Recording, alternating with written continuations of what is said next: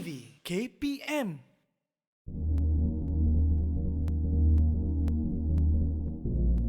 Bismillahirrahmanirrahim. Assalamualaikum warahmatullahi wabarakatuh. Dan salam sejahtera tuan-tuan dan puan-puan yang saya hormati sekalian. Terima kasih kerana bersama dengan saya sekali lagi, Dr. Ahmad Rustam bin Mazin, pakar perunding psikiatri, di mana pada hari ini saya akan membincangkan satu perkara yang agak berat, iaitu impak psikologi yang berlaku diakibatkan oleh trauma terhadap kanak-kanak dan remaja. Dan dalam topik ini saya akan bincangkan berkaitan dengan apakah impak-impak negatif yang boleh berlaku kepada anak-anak apabila mereka berhadapan dengan trauma. Kerana dalam konteks trauma ini tuan-tuan dan puan, ia adalah pelbagai. Di mana trauma itu sendiri sebenarnya didefinisikan sebagai satu bentuk ancaman kepada seorang individu sebagai dirinya, secara personalitinya, kepada ruang kehidupan mereka, kepada konteks sosial mereka dan juga environment ataupun suasana sekeliling mereka. Dan trauma itu memberikan tekanan ataupun memberikan satu bentuk ancaman yang berbahaya bukan sahaja pada nyawa, tetapi kepada juga maruah diri dan sebagainya. Dan sudah tentu bila bercakap dengan trauma ini, berkaitan dengan trauma ini tuan-tuan dan puan, ia boleh berlaku sama ada diakibatkan oleh kemalangan, boleh diakibatkan oleh jenayah, boleh diakibatkan oleh peperangan, boleh diakibatkan oleh satu situasi di mana impak ekonomi yang drastik yang mengakibatkan kehilangan punca rezeki dan sebagainya. Dan apa-apa sahaja bentuk trauma ataupun apa-apa sahaja bentuk ancaman kepada diri seseorang individu tersebut. Dan dalam konteks ini kita akan membincangkan impaknya kepada anak-anak kita di luar sana yang berhadapan dengan trauma tersebut. Kerana apa yang kita risaukan adalah apabila anak-anak ini terdedah kepada trauma pada peringkat umur yang amat muda, ia memberikan impak negatif yang berpanjangan kepada mereka, terutama apabila mereka menjelang umur dewasa nanti. Dan berdasarkan banyak kajian-kajian yang telah dilakukan berkaitan dengan impak psikologi yang diakibatkan oleh trauma, salah satu perkara yang biasa disebut adalah berkaitan dengan post-traumatic stress disorder. Itu satu bentuk trauma atau penyakit mental yang berkaitan dengan trauma yang mengakibatkan seseorang itu mengalami komponen-komponen gejala ataupun tanda-tanda yang mengakibatkan mereka hilang kefungsian sebagai seorang individu jika mereka tidak dirawat nanti.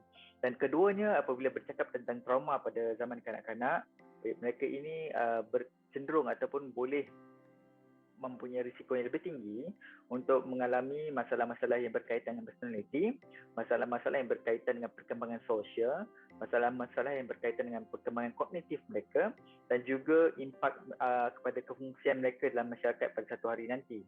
Dan majoriti daripada kajian-kajian yang ditunjukkan menunjukkan bahawa trauma mengakibatkan impak yang jauh banyak negatifnya berbanding dengan positif. Dan yang itu yang kita risaukan. Dan dalam konteks kita sekarang ini, bagaimanakah kita untuk membantu anak-anak ataupun remaja yang mengalami trauma itu supaya mereka bukan berkaitan tentang mahu melupakan trauma tersebut, tetapi bagaimana mahu membantu mereka jalan ke hadapan dalam konteks seorang individu tanpa begitu banyak impak negatif dalam kehidupan mereka dalam jangka masa panjang. Kerana trauma ini tuan-tuan adalah satu bentuk kita panggil sebagai impak psikologi yang sangat kompleks, di mana walaupun kita merasakan sesuatu perkara itu trauma bagi diri kita dan kita menjangkakan ia trauma pada seorang individu tersebut, tetapi ia tidak semestinya berlaku sebegitu. Sebab trauma ini adalah sebenarnya satu experience ataupun satu pengalaman peribadi yang sebenarnya sukar juga untuk kita kongsikan dengan orang lain, yang pertama.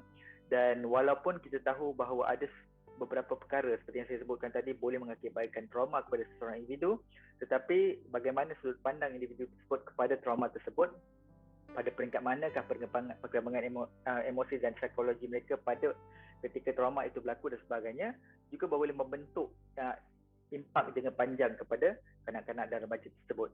Daripada kajian-kajian yang berkaitan dengan trauma dan apakah perkara-perkara yang boleh mengakibatkan seseorang itu tidak mengalami impak negatif, bahkan mendapat impak yang banyak positifnya walaupun dalam konteks trauma. Seperti yang kita tahu, banyak negara-negara di seluruh dunia juga mengalami peperangan, masalah-masalah pelarian dan sebagainya. Tetapi kita tidak melihat secara totalnya seluruh generasi itu menjadi rosak ataupun menjadi lemah ataupun menjadi hilang kekuatan mereka. Bahkan kita melihat generasi-generasi baru yang dilahirkan daripada golongan-golongan imigran dan sebagainya, daripada negara-negara yang pulih daripada perang ataupun daripada negara-negara yang sedang berperang, mereka menghasilkan ataupun melahirkan generasi yang jauh lebih kuat, jauh lebih hebat daripada generasi yang sebelumnya. Sedangkan dari segi konteks psikologinya, kita menjangkakan bahawa mereka ini, majoriti daripada mereka ini sepatutnya sudah mendapat ataupun sudah menjadi orang-orang yang negatif ataupun tidak menghasilkan sesuatu generasi baru yang boleh membantu masyarakat mereka. Jadi nanti kita akan bincangkan. Didik TV KPM. Seperti yang saya janjikan, hari ini saya tidak akan membincangkan berkaitan dengan apakah impak negatif trauma kepada anak-anak kita di luar sana, sama ada anak kita yang masih kecil maupun anak-anak kita yang sudah remaja. Namun secara umumnya tuan-tuan dan puan, bagaimana anak-anak remaja dan kanak-kanak lebih kecil berhadapan dengan trauma dan bagaimana persepsi mereka terhadap trauma sebenarnya amat bergantung kepada perkembangan psikologi dan emosi mereka. Dan sudah tentu ada di kalangan anak-anak yang sangat kecil, mereka mungkin tidak langsung ingat apa yang berlaku terhadap mereka kecuali mungkin parut dan sebagainya. Dan pada masa yang sama ada di kalangan remaja ataupun mungkin yang kanak-kanak yang lebih besar, mereka sudah pun mempunyai personaliti yang sangat kuat yang boleh membantu mereka berhadapan dengan trauma dengan lebih baik. Namun begitu tuan-tuan dan puan, mungkin ada beberapa tips ataupun petua yang Dr. boleh share kepada hari ini untuk kita sama-sama membantu anak-anak di luar sana yang berhadapan dengan apa-apa sahaja bentuk cabaran yang di luar jangka, masalah-masalah yang di luar jangka yang mendatangkan perasaan gelisah, gusar, risau, takut, sedih dan sebagainya di kalangan anak-anak kecil maupun remaja, supaya kita boleh membantu mereka untuk membesar ataupun membantu mereka melalui masa tersebut dengan lebih baik dan ia tidaklah sehingga ia mengganggu kehidupan mereka pada masa akan datang. Itu yang kita mahukan daripada anak-anak yang mengalami trauma. Sebab berdasarkan kajian-kajian telah dilakukan dalam banyak tempat, didapati bahawa anak-anak yang mengalami trauma, tidak kisahlah trauma apa pun, doktor sebut tadi, mereka ini sebenarnya boleh membentuk satu bentuk resilience ataupun ketahanan ataupun keliutan, personality dan sebagainya yang membantu mereka bukan sahaja jauh lebih baik daripada mereka-mereka yang tidak pernah mengalami trauma, bahkan mereka ini mampu menjadi jauh lebih baik berbanding dengan generasi sebelum mereka, maksudnya generasi ibu bapa mereka dan ke bawah. Dan pada masa yang sama juga tuan-tuan dan puan, kajian juga menunjukkan bahawa ada 3 faktor penting untuk membantu anak-anak yang mengalami trauma. Yang pertama sekali adalah, seperti yang saya sebutkan, adalah personality anak-anak tersebut. Yang kedua adalah bagaimana mereka menilai ataupun bagaimana mereka lihat sokongan yang mereka terima daripada orang yang lebih dewasa dan orang yang mampu meyakinkan mereka. Yang seterusnya adalah apakah faktor-faktor sosial masyarakat ataupun ahli keluarga ataupun ibu bapa mereka yang dalam konteks trauma tersebut, bagaimanakah orang-orang dewasa di sekeliling mereka menunjukkan model bagaimana berhadapan dengan trauma. Dan yang terakhir sekali, bagaimanakah masyarakat ataupun keluarga tersebut beradaptasi dengan trauma yang berlaku dalam kehidupan mereka.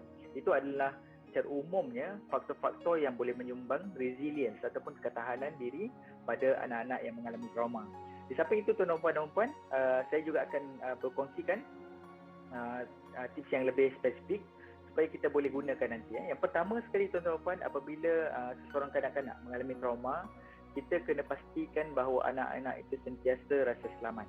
Sebab selepas mengalami trauma, sudah tentu seperti yang saya katakan, ada banyak perasaan-perasaan emosi-emosi negatif yang bercampur baur yang boleh menjadi melarat ataupun lebih teruk jika ia tidak dikawal dengan baik. Dan salah satu faktor yang boleh membantu mereka untuk mengurangkan impak emosi negatif itu ialah dengan cara kita memastikan bahawa mereka rasa selamat. Dan mereka rasa selamat itu tuan-tuan, mungkin jika untuk anak-anak yang kecil mungkin kita perlu menunjukkan cue ataupun petanda selamat itu dengan lebih banyak sentuhan-sentuhan yang lembut dan sebagainya, mungkin pelukan dan sebagainya, reassurance pad, maksudnya kita tepuk belakang mereka, kita bertanya tentang keadaan mereka sebagainya secara konsisten dengan tenang dan sebagainya. Itu adalah amat penting sekali. Dan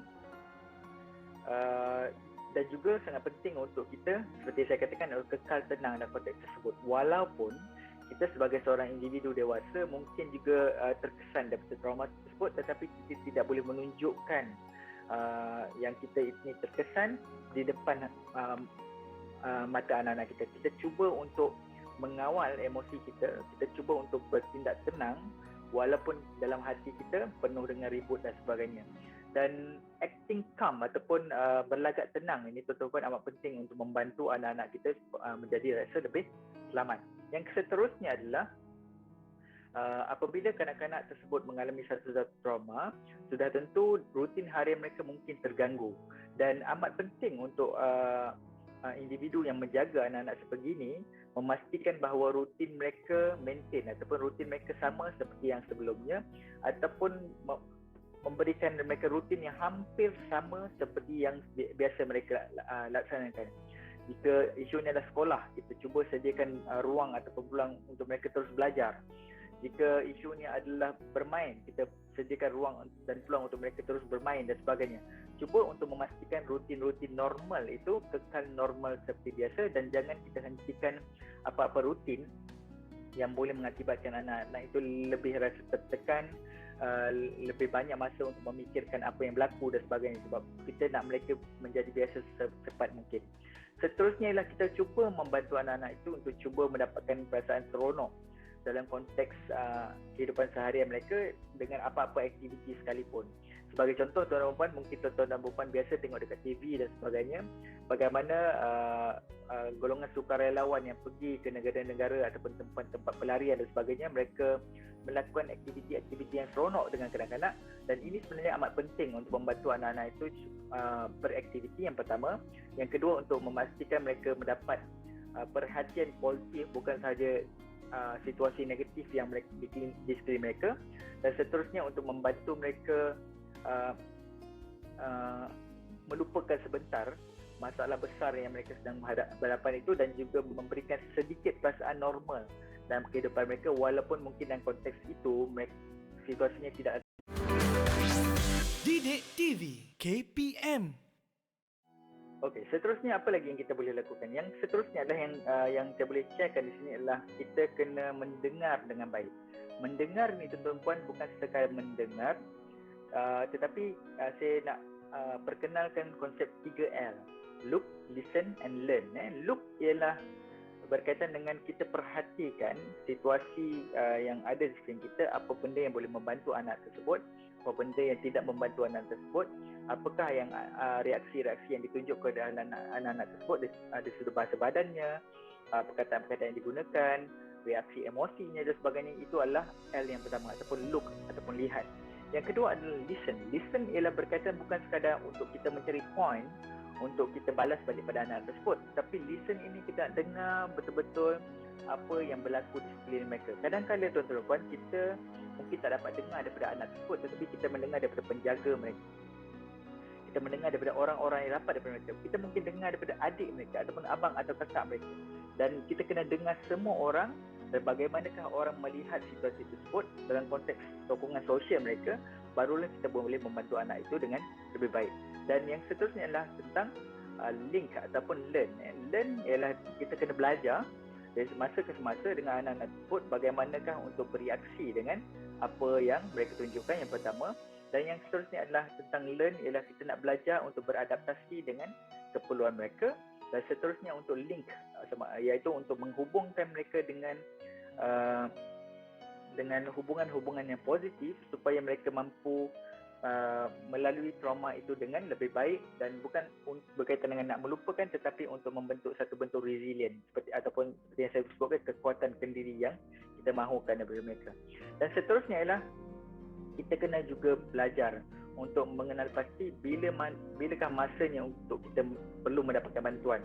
Sudah tentu dalam konteks trauma yang berlaku dalam family atau keluarga, kita rasa macam kita boleh mengatasinya dengan sendiri. Tetapi tuan-tuan dan puan kena faham bahawa ada kalanya seperti yang Dr. dah tekankan pada awal rancangan ini tadi, iaitu trauma ini adalah satu bentuk pengalaman pribadi yang kadang-kadang mungkin cara kita tengok tak sama dengan apa yang dirasai oleh orang yang mengalaminya. Jadi kita kena belajar untuk mengenal pasti apakah petanda yang menunjukkan bahawa kita tidak lagi mampu untuk membantu anak itu secara individu, dan anak-anak itu memerlukan bantuan dari profesional. Sebagaimana contohnya bila emosi anak-anak itu semakin lama semakin tidak terkawal, isu dengan berkaitan dengan tidur mereka semakin tidak okey, selera makan mungkin terganggu, pembelajaran yang merosot, ataupun petanda-petanda emosi yang tidak cantik ataupun tidak molek yang kita rasa macam this is not, ini bukan sesuatu yang di dalam kawalan kita. Dan seterusnya ialah untuk orang dewasa yang terpaksa untuk membantu anak-anak yang mengalami trauma. Dalam konteks kita kat Malaysia, mungkin anak-anak yang menyaksikan domestic violence ataupun keganasan rumah tangga, ataupun anak yang menjadi mangsa kepada keganasan rumah tangga dan sebagainya, ataupun anak-anak yang menjadi mangsa jenayah dan sebagainya, sudah tentu kita yang mahu menjaga ataupun mahu membantu anak-anak ini juga kena jaga diri sendiri, di mana kita kena lihat diri kita kena jaga diri kita, kesihatan mental kita dan sebagainya, supaya kita tidak terganggu dengan apa yang berlaku. Dan sudah tentu mungkin ada di kalangan tuan-tuan dan puan yang mengalami trauma itu sendiri bersama dengan orang yang tersayang, dan ini juga sudah tentu memberikan impak psikologi pada tuan-tuan dan puan. Dan sangat penting untuk kita menjaga kesihatan mental kita dahulu sebelum kita dapat membantu anak-anak yang lebih kecil ataupun remaja dan sebagainya. Seterusnya ialah jika sekiranya kita berhadapan dengan keluarga yang mengalami trauma dan sebagainya, kita kena bantu mereka untuk berkomunikasi sesama sendiri dan membincangkan berkaitan dengan apa yang mereka alami dalam konteks yang lebih tenang dan aman, dalam konteks yang konstruktif dan menuju ke hadapan ataupun moving forward kita panggil.